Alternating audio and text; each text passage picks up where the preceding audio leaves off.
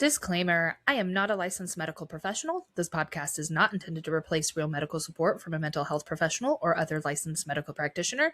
If you are in crisis and need immediate support, call 911 or reach out to Suicide Prevention Hotline at 988.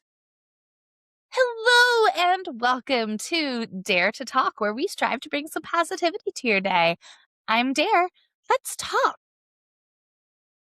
Before we get into the meat of our episode, I'm going to invite you to join me in a mindful moment. And today I'm going to invite you to join me in box breathing. Box breathing is a pattern of breathing that is done through inhaling for a set amount of time, holding our breath for a set amount of time, exhaling, breathing out for a time, and then holding again before we breathe back in. We are going to do 5 rotations of this. I'm going to invite you to get into a seated position, standing or laying down, whatever is the most comfortable for you. Just get into a comfortable position. And if you really want to make sure that you are doing your diaphragmatic breathing, which is important for box breathing and many other breathing exercises that we've talked about in other episodes, I'm going to invite you to put a hand on your chest and a hand on your abdomen. When you're doing diaphragmatic breathing, your hand on your abdomen, on your stomach, should rise, while the hand on your chest should stay relatively still. We're going to do 5 rounds of this box breathing. We're going to breathe in for about 4 to 6 seconds, hold for the same amount of time, exhale the same amount of time, and hold again for the same amount of time. We're going to do this again 5 times. So get into your comfortable position, hand on your chest, hand on your abdomen if you want to. You can also close your eyes if you would like to. I'm probably going to close my eyes. And let's begin. Breathe in.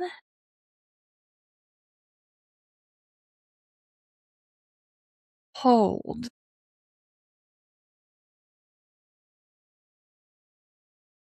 Breathe.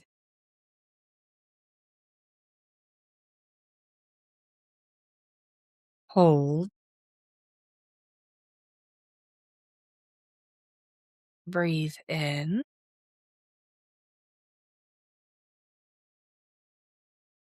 Hold. Breathe out.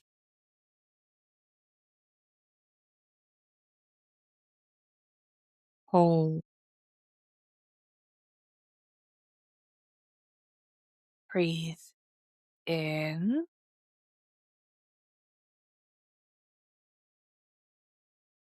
Hold.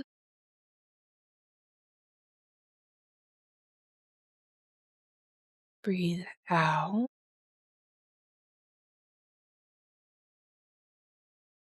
Hold.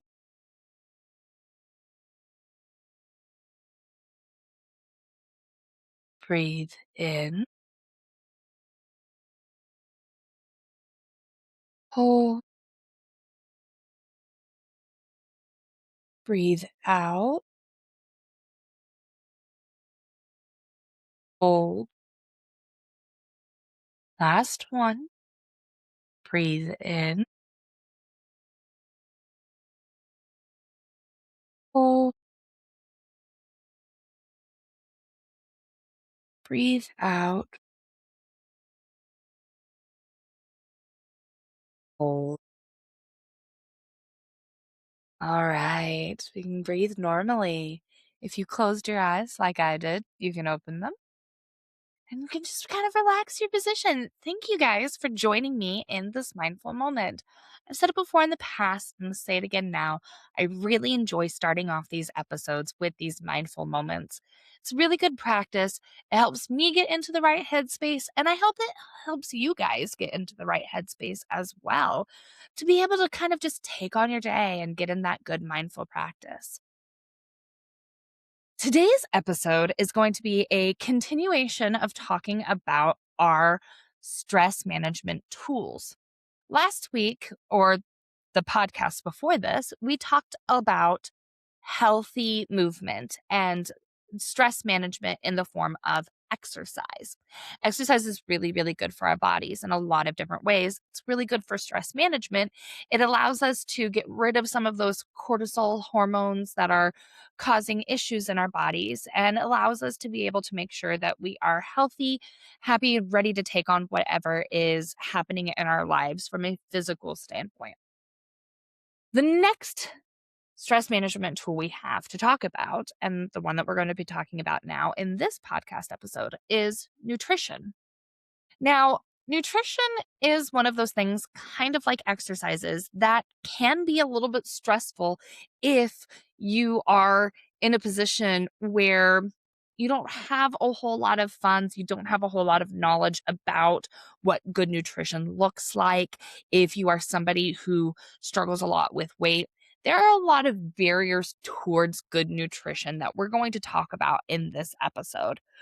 But nutrition is really, really good for us. Having good nutrition is good for us. Our brains, my favorite piece of anatomy, as I have mentioned several times, these awesome, wonderful motherboards to this machine that is our bodies, this meat machine mech suit that our brains wear that controls, that is our bodies, require a certain level of nutrition to be able to work properly, to function properly. On a molecular level, on a cells level, having good nutrition means that our cells are having the energies that they need to be able to process the information that we're getting to communicate effectively with one another. And so when we have good nutrition, our brain is working at a higher level, a good nutrition fueled level that is able to process information quicker and help us deal with stress on a better level. It's good to have good nutrition too, because when we have good nutrition, our body feels better. And when our body feels better, we in general feel better. Nutrition is one of those things that we talk a lot about when we're kids coming through school and as adulthood. If we're going to doctors, they're on us all the time about our nutrition, making sure that we're eating right. And it's not just because they want us to be healthier on a body sense, they want us to be healthier on a cell and brain sense. It's just a fact. Our bodies are meant to take in certain nutrients. Our bodies are meant to process certain nutrients and use certain nutrients in certain ways. And when we don't have that nutrients, our bodies just aren't functioning on the level that we would want them to function or need them to function. But like I said, there are barriers to good nutrition. And I feel like it's really, really important in this episode that we do talk a little bit about these barriers and recognize that these barriers do exist. Because I wouldn't be really me if I wasn't really willing to talk about the topics that are kind of a little bit difficult to talk about sometimes. And this is a topic that I've struggled with a lot. As you can see with me sitting here, I am not in the best shape. If you can see me on camera, if you're watching on YouTube, I am obviously not in the greatest of shapes. Little fluffy on the fluffier side. But that is in part due to some of the barriers that come with good nutrition. And I'm not just going to talk about the barriers of good nutrition or barriers to good nutrition. I'm also going to talk about some of the ways that we can help combat these barriers and some of the little things that I found. But I will be completely, totally honest and upfront with you guys. In certain cases, there is no good answer as far as it comes to getting in good nutrition. In some cases, there just is no good answer. Do the best that you can with what you've got is the best thing that I can tell you right now, right up front.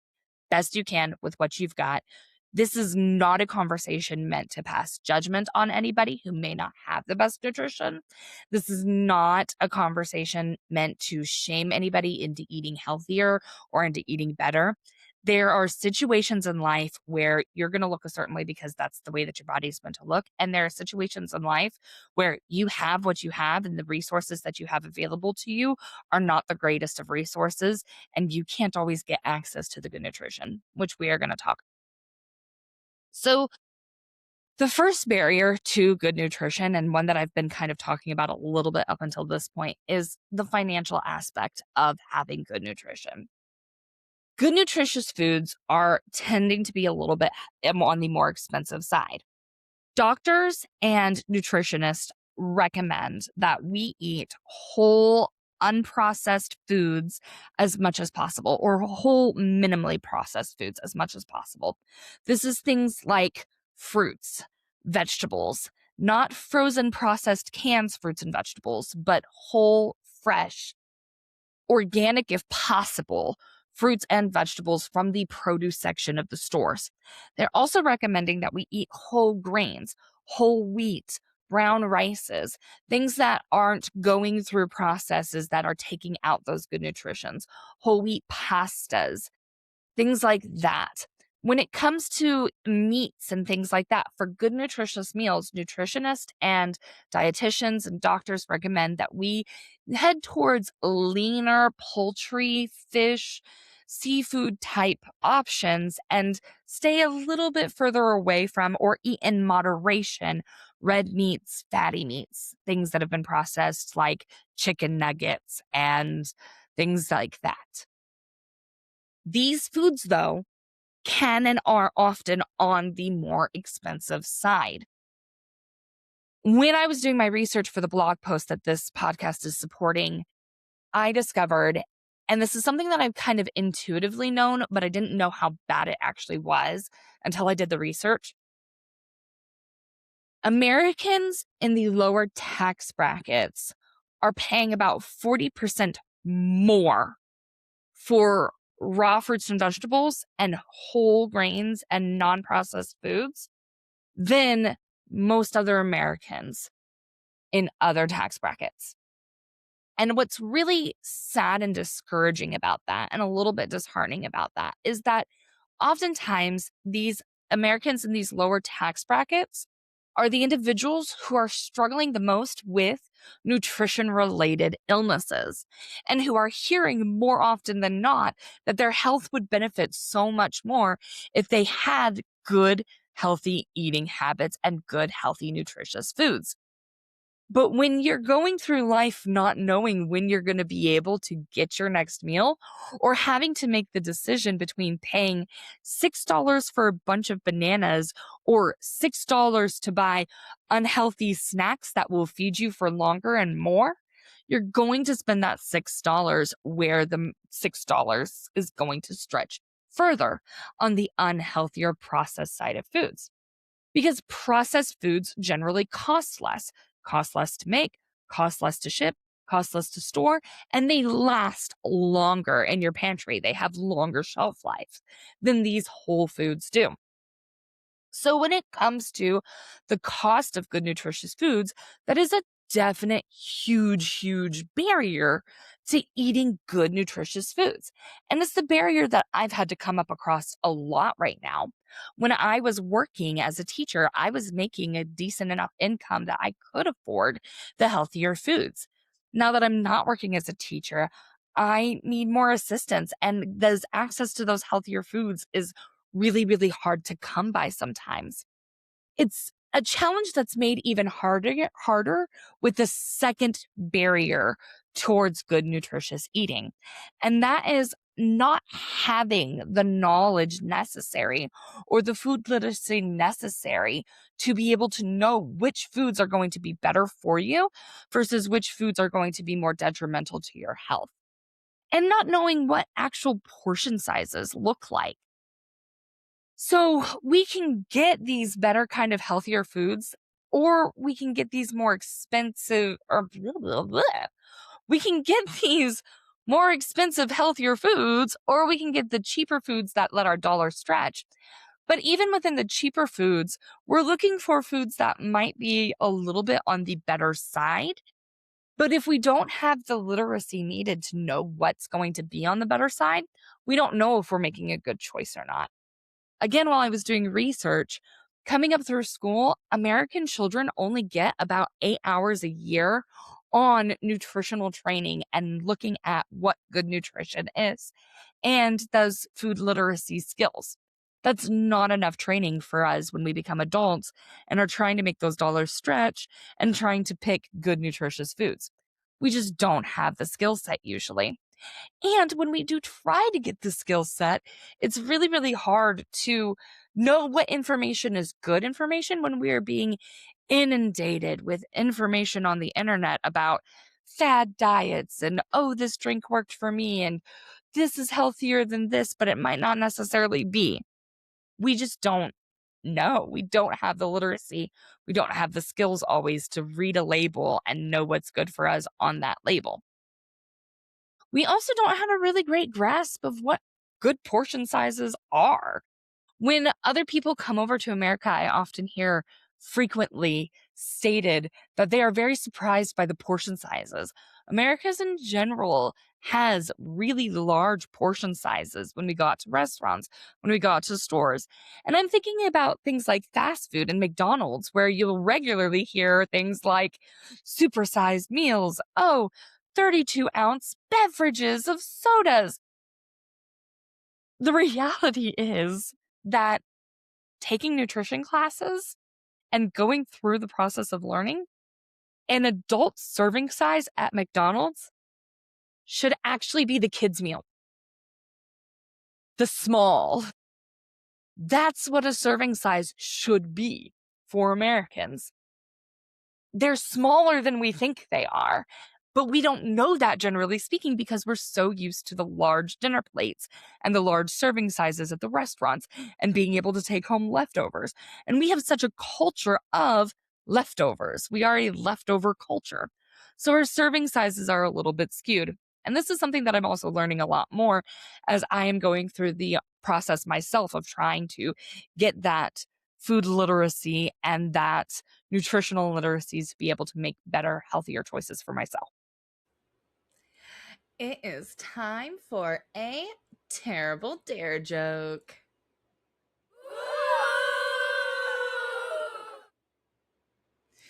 Why did the banana go to the barber?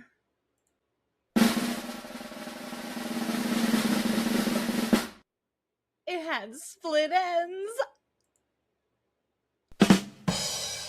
Aha!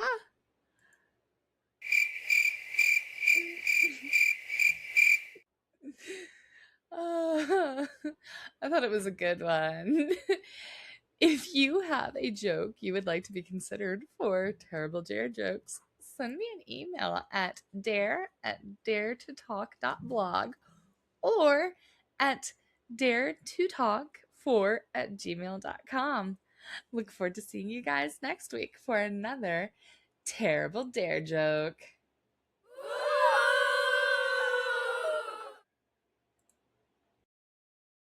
So we talked about some of the barriers. Now let's talk about some of the workarounds to some of the barriers. And like I said, there are some barriers that there's just no great option. There are some people out in the world right now, in our city, in our state, in our country right now, that just do not have the means to eat healthy. They are eating what they can eat, and you have to eat to survive. It's just true. You have to have food to survive. There are workarounds if you are somebody struggling with money, trying to eat healthier. They're not always the best workarounds, but they are workarounds. They're things that I've used. They're things that I know other people have used for more nutritious eating. One of the things that I have talked to my nutritionist about a lot and that I have done in the past and that I have seen other people do is opt for canned or frozen fruits and vegetables. They are not as good for you as raw, organic, fresh fruits and vegetables would be. But particularly in the case of canned vegetables, if you take those canned vegetables and you rinse off the salt, a lot of the salt can come off of them. And that is a more nutrition filled meal than not having any fruits and vegetables at all. So canned and frozen are a good, somewhat cheaper option that is more shelf stable and will last longer if you need to get fruits and vegetables in. As far as like breads and grains go, the price of whole grain bread isn't that much more expensive than white bread is. Opt for whole grain where you can. That grain that is in those whole grain breads, the part that's taken out to make white breads is the most nutritious part of the grain. And so we really want that in. We want those vitamins, we want those minerals that are in that whole grain. We want to have that whole grain as much as we possibly can. So those are just a couple of options. The other thing we want to do is we want to stay away from things that are high in sugar and high in caffeine. Sugar and caffeine are very, very addictive. And it is really, really difficult to step away from a caffeine addiction and a sugar addiction because it messes with our brain chemistry and it messes with the way that we process food. And it also messes with our taste buds. And so we get really, really intense cravings. I'm one to talk about caffeine. I have a huge caffeine addiction. I have a huge Monster energy drink addiction in particular. I struggle very, very significantly giving up Monster energy drinks and stepping away from these caffeine beverages. Um, I get really emotionally attached to caffeine. I get really, really drained if I'm not drinking caffeine and sugars. I have a hard time emotionally regulating when I'm trying to step away from caffeine, and I get really, really bad caffeine headaches. If you have a caffeine dependency, like I do, coffee is better than energy drinks. I still don't highly encourage you to go and drink a whole bunch of coffee, but if you have to have your caffeine, coffee is better than energy drinks. And you want to try to stay away from as many sweeteners in your coffee as possible. Try to drink it as black as you can drink it. I can't go completely black. I do have to have creamer. If you do have to have creamer or something lighter in your coffee, milk and honey isn't a bad option in coffee. Honey, as far as sweeteners go, is one of the better sweeteners. It's anti-inflammatory. It is a natural antibacterial. It is really good if you are craving a sweet kick but don't want to go for straight refined sugar. Honey is wonderful. I use honey in a lot of things. But try to stay away from the sweet stuff that's going to amp up your insulin as much as possible. And try to stay away from caffeine and sugary beverages and sugary foods as much as possible. Because the sugary foods give you a quick energy boost, but then you crash really, really hard later. And the other problem with caffeine as well is that it gives you symptoms very similar to fight, flight, or freeze.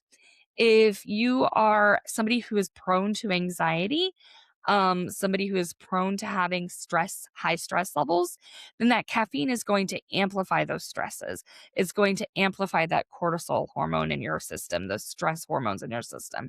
And it's just not going to do very good things for you. So we want to stay away from caffeine. We want to stay away from sugars. We want to go towards whole foods, whole grains, whole vegetables, whole fruits, leaner proteins, and seafoods, and staying kind of away from the fattier meats or eating them in moderation. The other workaround for price of food is if you are somebody who is really, really financially struggling to get good, healthy, nutritious foods, there are food banks, generally speaking, in most areas. Most places have food banks very nearby, and food banks that don't ask a whole lot of questions. They don't ask about your financial status a whole lot. They don't ask that you provide proof of financial status a whole lot. Most programs that I know of personally that are food bank programs are come and get what you need. You have a certain amount of items that you can get based on your household. And you do have to kind of sign in so they can keep track of who's coming in, who's taking things. Not so much of the who, but how many people are coming in, how many people they're feeding. That's part of the way that they get their funding through government assistance, if they are getting government assistance, is through what population they're serving, how many people they're serving. But food banks are a great option if you are really, really struggling. They don't always have the freshest of produce. They don't always have a whole lot of options as far as like healthy whole wheat nutritional foods go, but it's something. It's better than nothing. And very frequently, if they do have fresh fruits and vegetables in, they're going to encourage people to take those because they don't want them to go bad in the store. They don't want them to go to waste. So they're going to be really, really putting an emphasis on here, have fruits and vegetables, have these fresh produce, get what you need. It can feel a little bit embarrassing and sometimes even a little bit degrading to go into food banks. I know I've been there, I've done that. I hate asking for help. I hate feeling like I need the help. Um, but if you need it, you need it. And if it's a choice between getting good nutritious foods or going without and getting the healthier unnutritious foods that's going to cause me more stress in the long run, I'm going to go towards the good nutritious foods. And getting those from a food bank isn't a bad way to go. Food is food. The last kind of barrier that I have mentioned was education. Lack of education for our American population in what good, nutritious, healthy foods look like and what serving sizes look like. There is a lot of government run websites. The one that I'm thinking of most off of the top of my head, and the one I mentioned in the blog post that this is supporting, is My Plate. My Plate has a lot of information on what good nutritious serving sizes look like, how much of each food group you should be eating in any given meal, and really good information on just breaking down how many servings of each food group you should have per day. It is good, verified, healthy information that isn't some fad that you got off of the internet. It's not somebody trying to sell you any product. It is reliable information. And they also have, I believe, on My Plate, a section in there that teaches you how to read a label. So if you are trying to shop for better nutritious foods, one of the first things you're going to be looking at is labels. Labels can be very daunting to read sometimes. They have a whole lot of information on them, and sometimes you don't know why you might need that information and what information is good, what information is bad, what good numbers look like, what bad numbers look like. And so going through My Plate or other reputable sites that have information on how to read labels is a good way to gain some literacy on what is good nutritious food, what this good nutritious food looks like as far as label reading goes. If you are somebody like me who is a little bit on the cusp of, yes, I'm lower income, but I also have a set food budget and I know what my food budget is every week, there are grocery subscription services that you can get that do help with nutritional eating and recognizing and knowing what your serving sizes are without having to put so much thought into it. But I recognize that this is not an option for everybody. This is a option for rare few far between. I am able to do it because I am a two-person household and we just have enough money, just barely enough to afford the weekly subscription. I think I pay about $193 a week for a subscription from Hungry Root, and that gives me all of the dinners I need, a lot of the lunches that I need, and some snacks that I need to be able to get through, and a couple of breakfasts. It's still not all of the food I need every week. I do still have to substitute sometimes and go out to other people's houses and things like that to get other foods, but it's an option for people who can afford it, for people who are struggling with the food literacy, with people who want access to fresh, good produce and lean, healthier meats, or who have a little bit more of a restrictive diet like gluten free needs or significant allergies. Grocery subscriptions can sometimes be very, very helpful with that. So, that is another option that you can do if you can afford it. But again, I recognize not a lot of people can afford it. Basically, what it comes down to, though, is you've heard the saying, you are what you eat. When you are eating good, healthy, nutritious foods, you are able to function more completely. You feel better. You're able to get in those exercises. Your taste buds change to start making you want and crave the good, nutritious foods that your body needs. You don't have as many crashes from sugar overload or from caffeine overloads. And you are more able and willing to take on the stress that is just a fact of life in our day to day. There are barriers to good nutrition.